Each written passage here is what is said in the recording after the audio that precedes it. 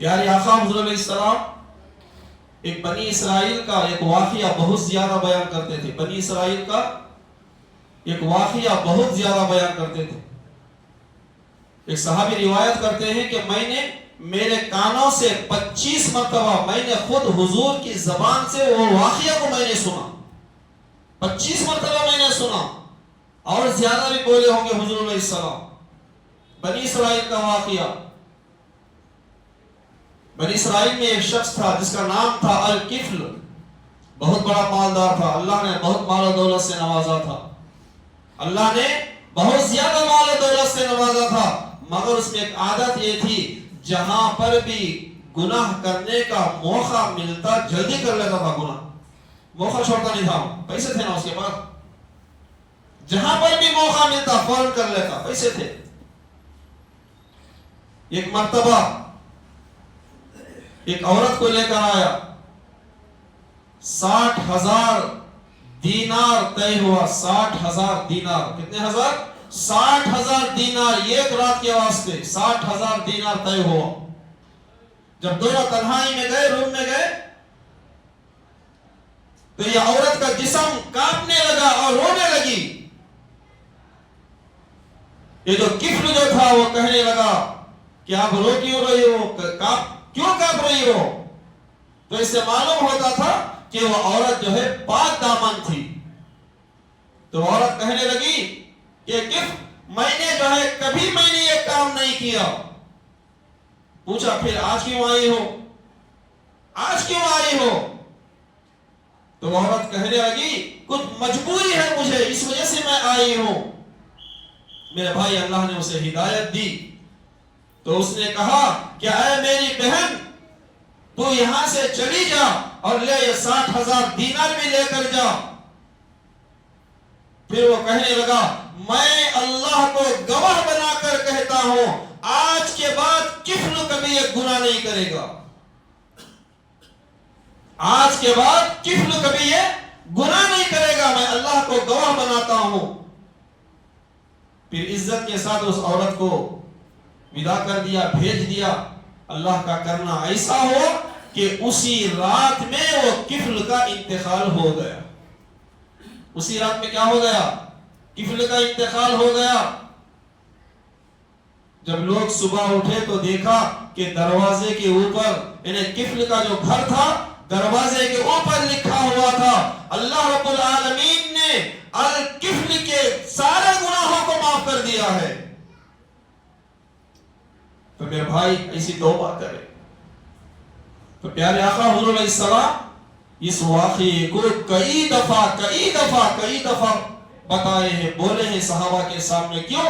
اس لیے کہ توبہ کرنے والے بن جائیں، توبہ و استغفار کرنے والے بن جائیں. تو میرے بھائی توبہ کریں، اللہ کی بارگاہ میں سچی پکی توبہ کریں. اللہ کی ذات کیا ہے کہ بڑی کریمی ذات، رحیمی ذات اللہ رب العالمین کی نہیں. اللہ کی ذات کیا ہے؟ بڑی رحیمی ذات ہے، کریمی ذات ہے. اس کی معاف کرنے والی ذات اللہ کی ہے. میرے بھائی نمازوں کی پابندی ہو، قرآن مجید کی تلاوت ہو، ذکر و اذکار ہو، پیارے آقا حضور علیہ السلام پر درود شریف پڑھے. اللہ نے ایک موقع دیا ہے بھی ہمیں، زندگی کا کیا ہے؟ موقع ہے. آج ہم لوگ کیا سمجھ گئے؟ کیا سمجھ گئے بھائی؟ وَجَعَلْنَا اللَّيْلَ لِبَاسًا وَجَعَلْنَا النَّهَارَ مَعَاشًا. 30ویں پارے میں وَجَعَلْنَا اللَّيْلَ لِبَاسًا وَجَعَلْنَا النَّهَارَ مَعَاشًا. رات کو ہم نے بچھونا بنایا، دن کو ہم نے کمانے کا ذریعہ بنایا. اس کا ترجمہ وَجَعَلْنَا اللَّيْلَ لِبَاسًا، رات کو ہم نے لباس پہنایا. وَجَعَلْنَا النَّهَارَ مَعَاشًا، اور ہم نے دن کو کمانے کا ذریعہ، معاش کا ذریعہ ہم نے بنایا. مگر آج ہم لوگ الٹا کر رہے، پوری رات جاگ رہے، دن میں سو رہے. پوری رات جاگ رہی. فون اٹھا کر دیکھو، رات میں تو 2-4 گھنٹے رات تک آن لائن رہتی. صبح میں 12 بجے فون اٹھا کر دیکھو سوئچ آف رہتا. کیوں؟ رات میں جاگ کر رہتی نا. میرے بھائی پیارے آقا حضور علیہ السلام کی کیا عادت مبارکہ تھی؟ حضور علیہ السلام کی کیا عادت تھی؟ یہ سنیں غور سے. حضور علیہ السلام مغرب سے پہلے نہیں سوتے تھے، عشاء سے پہلے نہیں سوتے تھے حضور علیہ السلام. حضور نبی کریم صلی اللہ علیہ وسلم عشاء سے پہلے نہیں سوتے تھے، عشاء کے بعد حضور نہیں جاگتے تھے. اتنی حدیث ہے. حضور علیہ السلام کی کیا عادت تھی؟ عشاء سے پہلے نہیں سوتے تھے، عشاء کے بعد حضور نہیں جاگتے تھے. تو میرے بھائی اگر ہم عشاء کی نماز کے بعد 10 بجے یا 11 بجے بھی اگر سو جائیں گے تو فجر میں انشاءاللہ اٹھیں گے. اب تو رزق دینے والی ذات کس کی ہے؟ کون دیتا ہے رزق؟ اللہ. رزق دینے والی ذات اللہ کی، رزق دینے والی ذات اللہ کی. نہیں، یہی یقین ہمارا ہونا، یہی جو ہے ہمارا توکل، ہمارا بھروسہ اللہ پر رہنا. یہ غلام تھا، وہ غلام جو ہے ایک جگہ کام کرتا تھا، ایک جگہ کام کرتا تھا. ایک مرتبہ کیا ہوا، وہ غلام جو ہے ایک دن کی اس نے چھٹی لے لی. غلام کیا کرا، ایک دن کی چھٹی لے لیا. جیسے ہی ایک دن کی چھٹی لیا، مالک کے دل میں خیال آیا اگر میں میرے غلام کو جو میں تنخواہ جو دیتا ہوں وہ تنخواہ کے ساتھ اور کچھ زیادہ اگر میں اضافہ کر کے دیا تو میرا غلام، میرا نوکر جو ہے یہ ایک دن بھی ناغہ نہیں کرے گا اور خوشی کے ساتھ کام کو آئے گا. تو اس نے کیا کیا، جب تنخواہ دینے کا مسئلہ آیا تو تنخواہ کے ساتھ کچھ زیادہ اضافہ کر کے تھوڑا سا زیادہ مال بھی دیا. وہ لے لیا، غلام جو تھا پیسے لے لیا، لے کے رکھ لیا. تھوڑے دن گزرنے کے بعد پھر اور ایک دن جو ہے غلام جو ہے کام سے غائب ہو گیا. پھر رضا ڈالا ایک دن. اب مالک پریشان ہوگا، اب کیا کرنا ہوگا، اب کیا کرنا. اب جو تنخواہ کے ساتھ جو زیادہ جو اضافہ جو دے رہا تھا، نہیں زیادہ پیسے دے رہا تھا نا، اب کیا کر دیا مالک، کیا کریا، جتنا پیمنٹ دینا تھا، جتنا درما تھا دینا تھا اتنا دیا. وہ جو زیادہ دے رہا تھا نا وہ دینا بند کر دیا. جو زیادہ دے رہا تھا نہیں وہ کیا کر دیا، بند کر دیا دینے کا. اب جیسے ہی وہ نوکر غلام جتنا بھی درما تھا لیا، رکھ لیا. اب مالک پریشان، یہ کیا بھائی زیادہ دیا تو بھی منگ لے رہا ہے، کم دیا تو بھی رکھ لے رہا ہے، کیا مسئلہ کیا سمجھ نہیں آ رہا ہو. تو پوچھا، غلام سے پوچھا مالک نے، میں آپ کو جب زیادہ دیا تو خاموشی کے ساتھ آپ نے رکھ لیا، جب میں نے کم دیا تو پھر آپ نے خاموشی کے ساتھ رکھ لیا. تو میرے بھائی وہ غلام نے جو جواب دیا، مالک سے کہا کہ اے مالک سنے، جب پہلی مرتبہ میں ایک دن کا جو میں نے جو ناغہ کیا تھا، یہ ایک دن جو میں نے کام کو نہیں آیا تھا، اللہ رب العالمین نے مجھے بیٹا عطا فرمایا، اس لیے میں نے وہ دن میں کام کے لیے نہیں آیا. تو میرے دل میں یہ خیال آیا میرا بیٹا دنیا میں آیا ہے تو رزق جو ہے لے کر ساتھ آیا ہے. میرا بیٹا دنیا میں آیا تو کیا لے کو آیا، رزق زیادہ لے کو آیا. یہ سمجھ کے میں نے رکھ لیا. اور دوسری مرتبہ جب آپ نے جو پیمنٹ زیادہ دے رہے تھے وہ جو کم کر کے دیے، تو اس دن جو میں نے ناغہ کیا میری ماں کا انتقال ہو گیا تھا، اس لیے میں نے وہ ایک دن ناغہ کیا اور میرے دل میں یہ خیال ہوا کہ میری ماں دنیا سے چلی گئی تو اپنا رزق بھی ساتھ لے کر گئی. میری ماں دنیا سے گئی تو ساتھ میں کیا لے کر گئی، رزق بھی ساتھ لے کر گئی. تو پھر وہ کہنے لگا کہ اے مالک، رزق دینے والی ذات اللہ کی ہے تو پھر مجھے پریشان ہونے کی کیا ضرورت ہے. تو میرے بھائی اللہ کی ذات کیا ہے، بڑی کریمی رحیم کی ذات ہے.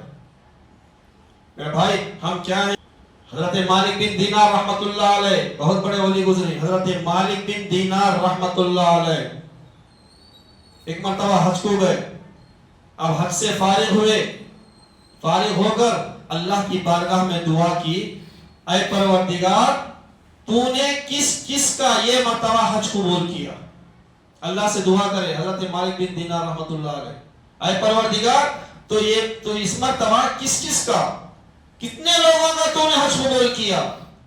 تو غیب سے آواز آئی ایک شخص کے علاوہ، ایک آدمی کے سوا میں نے سب کا حج قبول کر لیا، ایک آدمی کے سوا میں نے سب کا حج قبول کر لیا ہے۔ اب مالک بن دینار رحمت اللہ علیہ پھر اللہ سے دعا کرتے کہ اے پروردگار وہ آدمی کون؟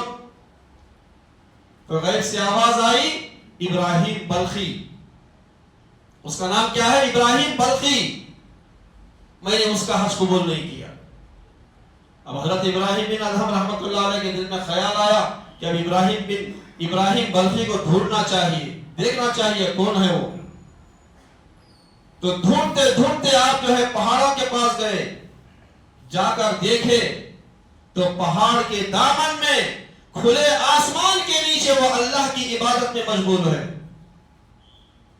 پہاڑ کے دامن میں کھلے آسمان کے نیچے اللہ کی عبادت میں کیا ہے؟ مشغول ہے۔ جیسے ہی حضرت مالک بن دینار رحمت اللہ علیہ تشریف لے گئے تو وہ شخص کہنے لگا کہ تم ہی مالک بن دینار ہو نا؟ اب حضرت مالک بن دینار رحمت پریشان ہو گئے، میں نے اسے کبھی ملا ہی نہیں، نہ یہ کبھی مجھے ملا ہے، مجھے دیکھتے ہی یہ کہہ رہا ہے کہ آپ مالک بن دینار ہو۔ پھر وہ شخص کہنے لگا آپ مجھے یہ کہنے آئے ہو کہ اللہ نے اس مرتبہ بھی میرا حج قبول نہیں کیا؟ آپ مجھے یہ کہنے آئے ہو کہ اللہ نے اس مرتبہ بھی میرا حج قبول نہیں کیا؟ اب یہ دوسری بات سے پھر حضرت مالک بن دینار رحمۃ اللہ پھر پریشان ہو گئے، یہ کیا معاملہ؟ تو وہ شخص کہنے لگا کہ اے حضرت مالک بن دینار رحمۃ اللہ علیہ کہنے لگے یہ کیا معاملہ ہے کہ میں جیسے ہی آیا آپ نے میرا نام لے کے مجھے پہچان لیا اور کہا کہ اللہ نے میرا حج قبول نہیں کیا، یہ کیا معاملہ؟ تو حضرت مالک بن دینار رحمت اللہ علیہ نے پوچھا، پوری کارگزاری پوچھی، تو وہ ابراہیم بلخی کہنے لگا کہ حضرت سنو، میں بہت بڑا شرابی تھا، میں شراب پی کر جب گھر کو آیا تو میری ماں نے مجھے ڈانٹا، میری ماں نے مجھ پر غصہ کیا، تو میں شراب کے نشے میں تھا، تو میں نے غصے کی حالت میں میری ماں کو دھکا دیا، ایسا دھکا دیا کہ میری ماں جا کے چولہے میں گر گئی اور گر کے وہیں پہ مر گئی۔ تو پھر ابراہیم بلخی کہنے لگا کہ اے مالک بن دینار رحمت اللہ علیہ، میں 40 سال سے پیدل حج کرتا ہوں، ہر مرتبہ مجھے یہی غیب سے آواز آتی ہے کہ اے ابراہیم بلخی، ہم نے اس مرتبہ بھی تیرا حج قبول نہیں کیا۔ تو میرے بھائی، ماں باپ کا احترام ہمارے لیے بے حد ضروری ہے، ماں باپ ہمارے لیے بہت قیمتی ہے۔ پیارے آقا حضور علیہ السلام نے کیا فرمایا؟ ماں کے قدموں کے نیچے اللہ نے جنت کو رکھا، اور باپ جنت کے دروازوں میں سے بیچ کا دروازہ اللہ نے بنایا۔ ماں کی بھی خدمت ضروری اور باپ کی خدمت بھی ضروری، دونوں کی خدمت ہمارے لیے اہم ہے۔ مگر آج ہم کیا کر رہے ہیں آج ہم لوگ؟ میرے بھائی، اللہ تعالی ہم سب کی حفاظت فرمائے، ماں باپ کی خدمت کرے، ماں باپ ہمارے لیے بہت انمول ہیں۔ پیارے آقا نے کیا فرمایا؟ اگر کسی نے اپنے ماں کے چہرے کو محبت کی نگاہ سے اگر ایک مرتبہ اس نے دیکھا، محبت کی نگاہ سے، پیار سے، ماں کے چہرے کو پیار محبت سے ایک مرتبہ اگر اس نے اولاد نے دیکھ لیا، تو پیارے آقا نے فرمایا حج اور عمرہ کرنے کا ثواب اللہ تعالیٰ لکھ دے گا۔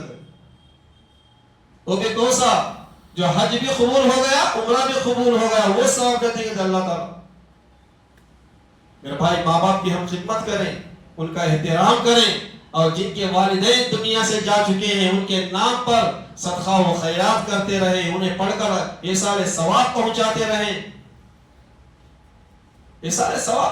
رہیں، اور ماں باپ کے جو رشتہ دار ہیں، ماں باپ کے انتقال کے بعد رشتہ داروں سے تعلقات کو نہ توڑے۔ یہ آج اب ایک بہت بڑا مسئلہ ہوگا۔ سو ماں باپ دنیا سے چلے جاتے، ماں باپ کے رشتہ داروں سے رشتے ناطے پورے توڑ دیتے ہوگا۔ اللہ سب کی ہماری حفاظت فرمائے۔ دعا فرمائے اللہ تعالیٰ مجھے اور آپ کو کہیں سننے سے زیادہ عمل کرنے کی توفیق عطا فرمائے. اللہ رب العالمین ہم سب کو 5 وقت کی نماز پابندی کے ساتھ پڑھنے کی توفیق عطا فرمائے. اللہ رب العالمین ہم سب کو صحت یابی عطا فرمائے. ہمارے عمروں میں اللہ تعالیٰ درازی عطا فرمائے. اللہ رب العالمین ہم سب کو حج و عمرہ نصیب فرمائے. اللہ رب العالمین ہم سب کی مغفرت فرمائے. ہمارے